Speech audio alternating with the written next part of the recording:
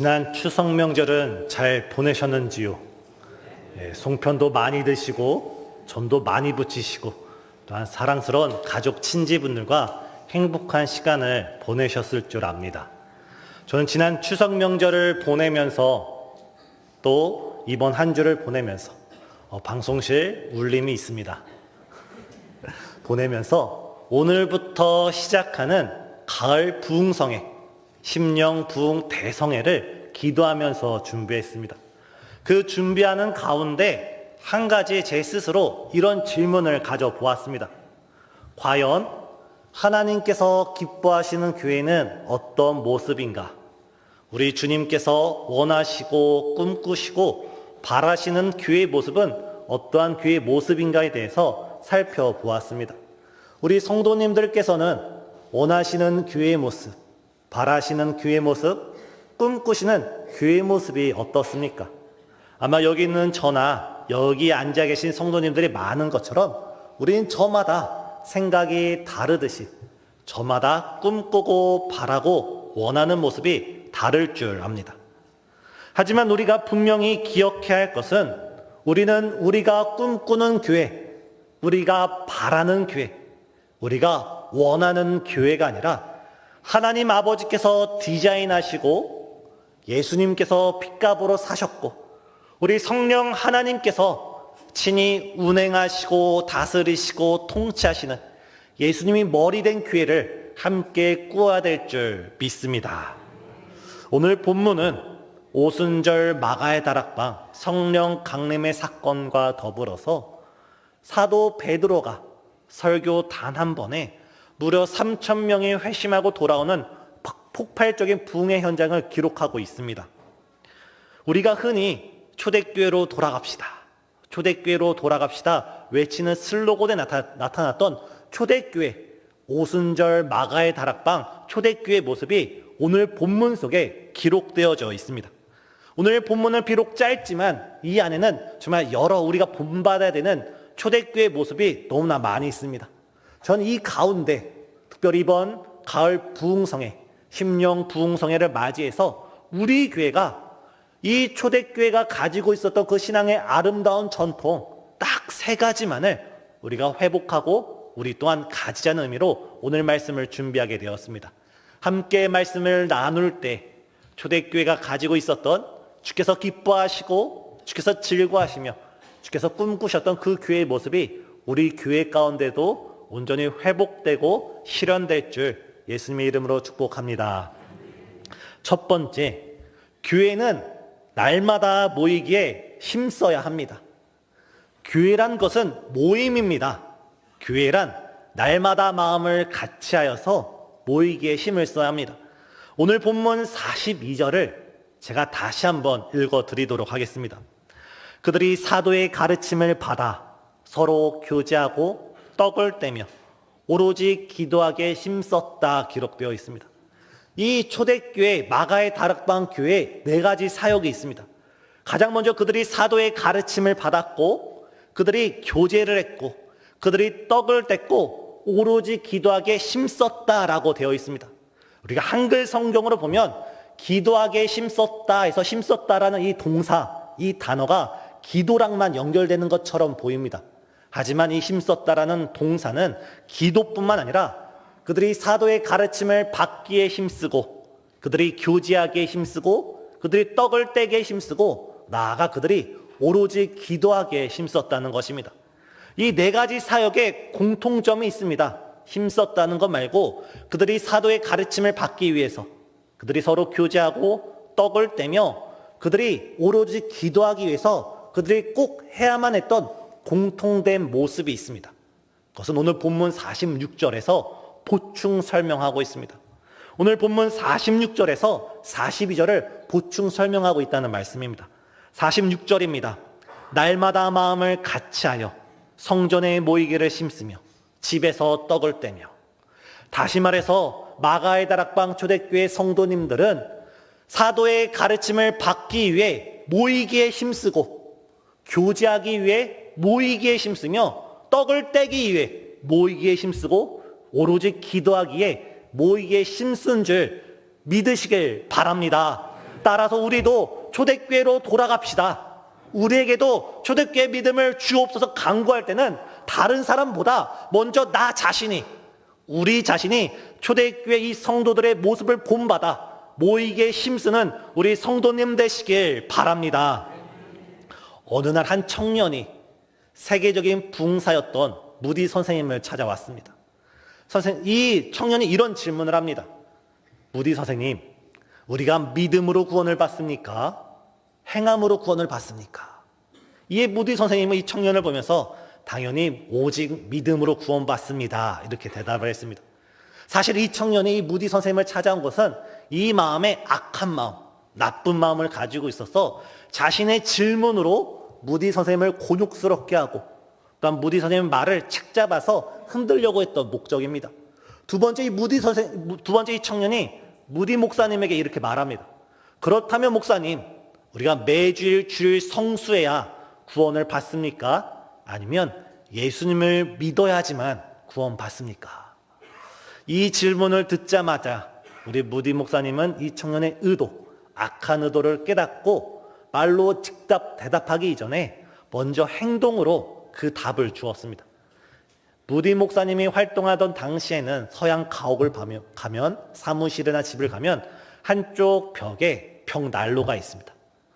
그곳에는 벽난로에 조개탄이라고 하는데 오늘날 우리가 쉽게 이해해서 번개탄이 자갈 같은 석탄들이 지글지글 활활 타오르고 있었습니다.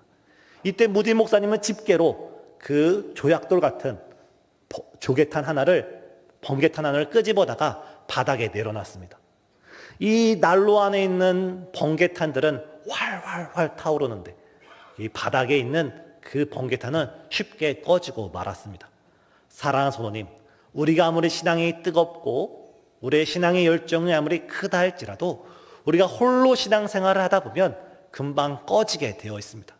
우리가 홀로 기도 생활을 하고 말씀 생활을 하고 예배 생활을 하다 보면 홀로 하는 신앙은 금방 우리가 생명력을 잃어버리고 맙니다. 하지만 우리가 초대교회 같이 우리가 교회에 모이기를 힘쓰며 함께 예배하고 함께 나아갈 때 주께서 은혜 위에 은혜, 성령의 충만 위에 충만으로 우리에게 더하여 주실 줄 믿습니다. 오늘 초대교회가 이 본문에서 이렇게 폭발적인 부흥을 이룰 수 있었던 것, 하루에 3,000명이 믿고 5,000명이 믿고 수천 명의 주의 교회 안으로 돌아올 수 있었던 것은 바로 이들의 그 원동력, 그들의 밑거름은 한 성도 한 성도가 마음을 같이 해서 날마다 모이게 힘썼다는 것입니다. 이 본문에 나타난 초대교회 성도님들은 주일날 하루만 교회 모이지 않았습니다. 월요일도 교회 오고 화요일도 교회 오고 수요일도 교회 오고 목요일도 교회 오고 금요일도 교회 오고 토요일도 교회 오고 주일이 되면 아침 일찍 교회 모여서 모이기에 힘썼다는 것입니다. 지금으로부터 2000년 전 우리는 성도들의 상황을 알아볼 필요가 있습니다. 이 당시 성도님들은 주 5일 근무제 하지 않았습니다.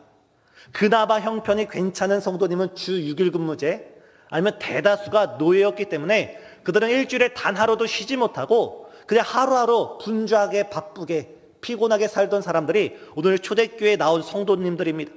하지만 그들의 몸이 피곤하다 할지라도, 그들의 사업이 바쁘다 할지라도, 그들의 할 일이 많다 할지라도 모이기에 힘쓴 줄 믿으시길 바랍니다. 이들은 마음을 같이 해서 모였습니다. 오늘 우리 주보를 보면 이번 가을 부흥성회 가운데 특송 순서가 있습니다. 9월 22일 2시 반에 임마누엘 찬양대가 특송을 맡게 되었습니다. 임마누엘 찬양대가 첫째 날 특송을 맡았다는 것은 오늘 오후 예배에 참석하고 부흥성에 참석하고 내일 안 나와도 된다는 말이 아니라 오늘 참석한 성도님은 월요일도 나오고 화요일도 나오고 수요일도 나오시길 바랍니다. 임마누엘 성도님 제 얼굴을 바라봐 주시기 바랍니다. 오늘도 나오시고 내일도 나오시고 화요일도 나오시고 수요일도 나오시길 바랍니다. 기둥 뒤에 있는 성도님도 아멘 하셨습니다. 또한 보니까 내일은 영광의 찬양단이 또한 수요일날은 승리 안수 집사 찬양단이 특성을 맡았습니다. 이 날만 우리가 나오는 것이 아니라 우리는 오늘부터 시작해서 하루하루 거룩한 성회가 거듭될 때 모이기에 힘쓰는 우리 신생중앙교회 성도님 되시길 예수님의 이름으로 축복합니다.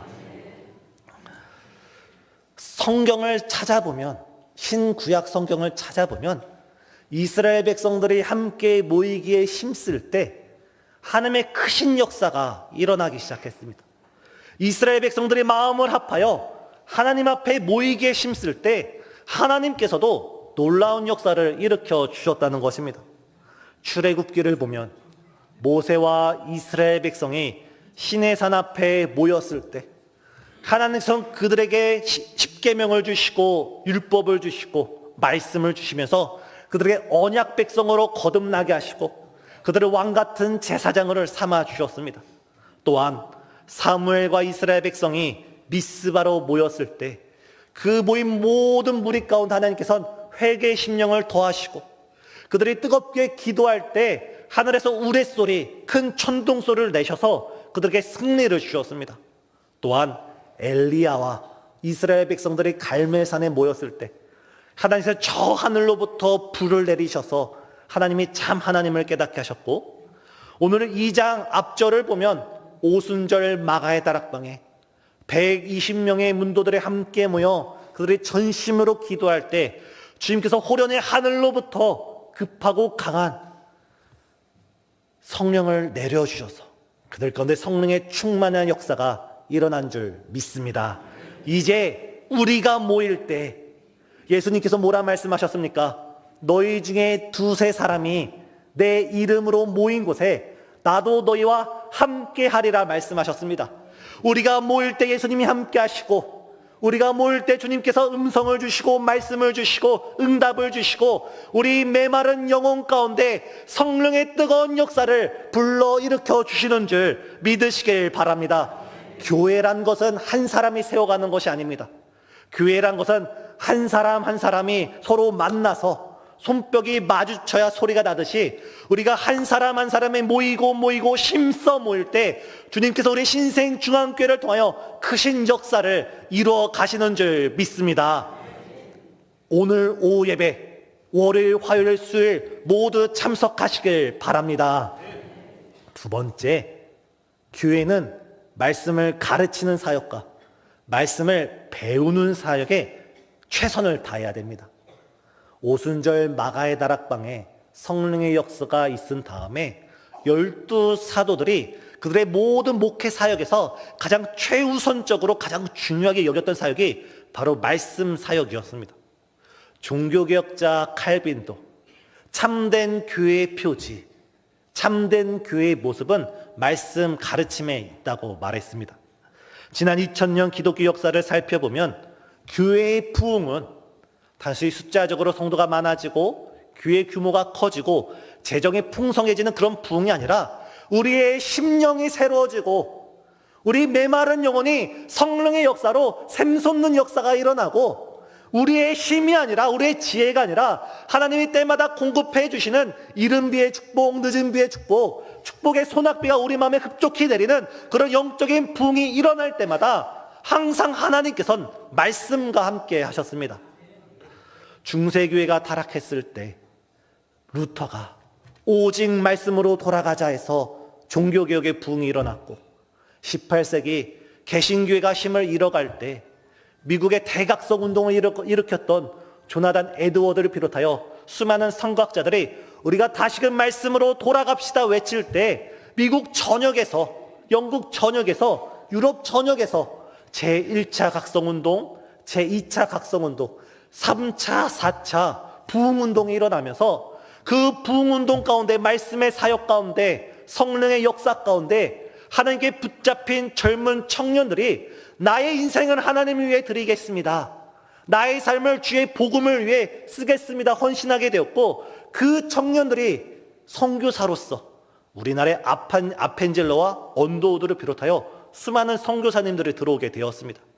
그들이 처음 우리나라에 들어와서 그들이 부흥회를 이끌 때 부흥회 이름을 부흥회라 하지 않고 말씀 사경회, 말씀을 가르치고 배우는 사경회로 시작을 했고, 평양 대부흥 운동이 그 말씀 사경회를 통하여 우리나라를 살리고 우리 민족을 살리고 바로 우리를 살린 줄 믿습니다. 사랑하는 성도님, 하나님의 말씀이 선포될 때 하나님의 말씀은 살아있고 활력이 있어. 그 말씀을 우리 귀에 들리고 우리 심령에 들릴 때 우리의 죽어있던 영혼이 깨어나고 우리의 무기력한 마음이 다시금 용솟음치는 아름다운 역사가 일어나시는 줄 믿습니다. 에스겔 37장을 보면 하나님께서는 에스겔 선지자를 골짜기 가운데 이끌어 가십니다. 에스겔 선지자가 골짜기에 우뚝 서서 동서남북 골짜기를 두루 살펴볼 때 그 골짜기에 마른 뼈들이 가득 차 있었습니다. 동서남북을 바라보고 사방팔방을 아무리 살펴봐도 그곳엔 소망이라곤 희망이라곤 꿈과 비전이라곤 생명이라곤 전혀 찾아볼 수 없었습니다. 바로 이 순간에 하나님께서 에스겔에게 말씀하시길, 인자야, 이 마른 뼈들이 진정 살아나겠느냐. 이때 에스겔은 오직 주님만이 아십니다. 이럴 때 하나님께서 에스겔에게 말씀하시길, 너는 태어나여 이르기를 마른 뼈들아 살아나라, 마른 뼈들아 살아나라, 죽어있는 마른 뼈들아 살아나라 외쳐라. 주님께서 말씀을 했습니다. 이에 에스겔이 외쳤을 때 놀라운 기적과 이적이 일어났습니다. 마른 뼈와 마른 뼈가 연결되기 시작하면서 힘줄이 연결되고 살이 오르고 가죽이 덮였습니다. 이때 하나님께서 다시 한번 말씀하시길, 생기야 들어가라 말씀하실 때 생기의 바람이 그 골짜기에 불면서 마른 뼈가 하나님의 군대로 거듭난 줄 믿으시길 바랍니다. 여기서 마른 뼈는 바벨론 포로기 가운데 있었던 이스라엘을 상징합니다. 포로기 가운데 있었던 이스라엘 백성, 자신을 봐도 주변을 봐도 여러 나라를 봐도 아무리 사방팔방 찾아봐도 포로 가운데 있던 자신들에겐 어떠한 소망도 없고 희망도 없고 꿈도 없고 비전도 없을 때 하나님께서는 에스겔을 부르시고 이사야를 부르시고 수많은 선지자를 부르시고 그들에게 말씀을 주셔서 말씀이 선포될 때 그들은 절망 가운데 소망을 발견했고, 그들은 낙담 가운데 희망을 발견했고, 그들은 어두운 인생 가운데 생명의 빛 대신 하나님을 발견한 줄 믿습니다. 사랑하는 성도님, 우리가 우리를 아무리 살펴보고 우리 주변을 아무리 살펴봐도 우리에겐 소망이 없고 우리에겐 희망이 없고 우리에겐 생명이 없을지라도 말씀으로 역사하시고 말씀으로 일하시고 지금도 말씀으로 죽은 자를 일으켜 세우시는 우리 하나님을 믿으시길 바랍니다. 하나님께서 이번 부흥성회 가운데 말씀으로 찾아오십니다. 말씀으로 우리를 만나 주십니다. 오늘 오후가 될지 월요일이 되고 화요일이 되고 수요일이 될지 우리는 알지 못하지만 확실한 건 하나님께서 말씀으로 반드시 우리를 찾아오신다는 것입니다. 이번 부흥성회 가운데 하나님께서 말씀으로 나를 만나 주신다. 말씀으로 나를 일으켜 세워주신다. 말씀으로 마른 나의 영혼에 샘솟는 성령의 충만한 역사, 영생수가 흘러 넘치게 하신다. 믿음으로 기대하면서 상주심을 바라보면서 우리 주님께 담대히 나아가는 우리 성도님 되시길 바랍니다. 세 번째, 교회는 오로지 기도에 힘써야 합니다. 예루살렘 교회는 그 시작부터 기도에 힘쓰던 교회였습니다. 기도로 시작되었고, 기도로 교회가 성장했고, 기도로 교회가 운영되었습니다. 사실 이 초대교회 성도님들은 기도하지 않고는 단 하루도, 단 한순간도 살 수 없는 그런 열악한 환경에 있었습니다. 유대인들의 박해, 로마의 박해, 제국의 박해, 여러 박해 속에 이들은 단 하루도 기도로 깨어있지 않으면 살아갈 수 없었던 연약한 존재였습니다. 우리 교회에 멋진 슬로건이 있지 않습니까? 기도만이 살 길이다. 오랜만에 다시 한번 해보겠습니다. 기도만이 살 길이다. 다시 한번 해보겠습니다. 기도만이 살 길이다. 기도하면 기적을 낳습니다. 우리 인생 가운데 오직 기도만이 살 길이고, 기도하면 하나님이 응답하시고, 기도하면 하나님이 기적을 베풀어 주시는 줄 믿으시길 바랍니다. 우리에게 환난이 닥쳐왔을 때, 시련이 닥쳐왔을 때, 어려움을 닥쳐왔을 때, 그 환난과 시련을 대하는 우리의 태도에 따라서 결과는 달라지게 되어 있습니다. 혹자는 우리에게 어려운 문제가 생겼을 때 마치 돌짝밭에 떨어진 씨앗처럼 처음에는 기쁨으로 신앙생활을 하는 것 같지만, 조그만 시험이 들고 비바람이 몰아칠 때 뿌리가 없어 말라서 하나님을 멀리하고 떠나가게 됩니다. 하지만 옥토밭에 부러진 씨앗은 때로는 비바람이 몰아치고 폭풍우가 몰아치고 태양볕이 내려질 때마다 더욱더 말씀 뿌리를 깊이 내리면서 하나님을 더욱더 가까이 하면서 하나님께 부르짖습니다. 우리에게 환난이 오고 시련이 올 수 있습니다. 이때 우리가 하나님을 가까이 할 때, 하나님께 부르짖을 때 주님께서 우리에게 환난이 변하여 많은 열매와 축복으로 우리에게 상을 베풀어 주심을 믿으시길 바랍니다. 지금 제가 새벽마다 시편 강해를 이끌어가고 있습니다. 이때 초반부에 다윗의 시편이 참으로 많이 나타나는데, 다윗의 시편뿐만 아니라 시편 150편 가운데 애탄식, 탄식시 혹은 비슷한 이름으로 불리는 여러 시편 장르가 있습니다. 이 다윗의 시편을 살펴볼 때, 작자비상의 그 여러 시편, 애탄시, 탄식시를 살펴볼 때 한 가지 공통점이 있습니다. 우리가 다윗의 인생을 살펴볼 때 얼마나 기구합니까? 장인어른 사울이 자신을 죽이려고 따라오고, 자신의 아들이 자신을 죽이려고 합니다. 믿었던 수많은 신하들로부터, 사람들로부터 배신을 당했던 것이 다윗의 인생입니다. 이때 다윗은 그 시편 애탄시에서 어찌하여 하나님께서 나를 멀리하시나이까? 어찌하여 하나님의 얼굴을 내게 숨기시나이까? 어찌하여 하나님께서 내게 숨어 계시나이까? 어찌하여 내가 언제까지 기다리겠습니까? 하면서 하나님께 탄식을 하면서 하나님께 자신의 마음을 감추지 않고 숨기지 않고 솔직하게 고백하고 있습니다. 근데 놀라운 사실은 다시 탄식으로 기도를 시작하지만, 이 탄식시의 마지막은 하나님에 대한 감사, 하나님에 대한 찬양, 하나님에 대한 기도의 응답의 확신으로 가득 차 있습니다. 아직 다윗의 문제가 해결되지 않고, 그의 환경이 해결되지 않고, 누가 다윗을 도와주지 않는데도 다윗은 탄식과 눈물과 슬픔으로 하나님께 나아갔는데, 나중에 기도를 마칠 때는 기쁨과 감사와 확신과 하나님께 영광 올려드리는 예배자로서 세상으로 나아간다는 것입니다. 탄식이 변하여 확신과 기쁨이 될 그 가운데 바로 다윗의 기도가 있었습니다.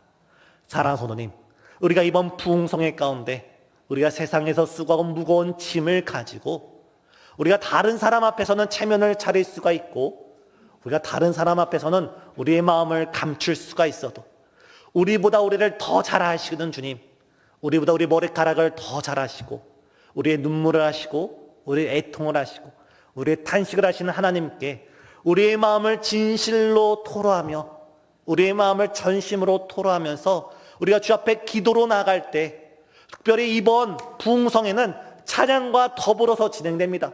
우리가 곡조 있는 찬양, 곡조 있는 기도를 통하여 다윗의 신앙을 본받아서 하나님께 담대히 나갈 때, 우리의 탄식이 변하여 기쁨이 되고, 우리의 절망이 변하여 소망이 되고, 우리의 믿음 없으니 변하여 반석 같은 믿음이 우리에게 선물로 주어질 줄 믿으시길 바랍니다.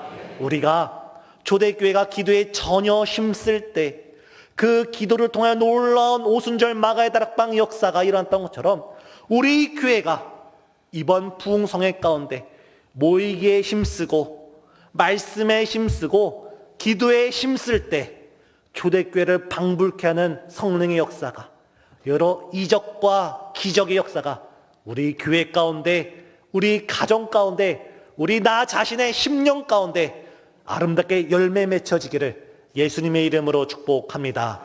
이 시간 우리가 주어진 말씀을 함께 생각하면서 찬양을 들으신 다음에 뜨겁게 찬양하시고 뜨겁게 기도하시겠습니다.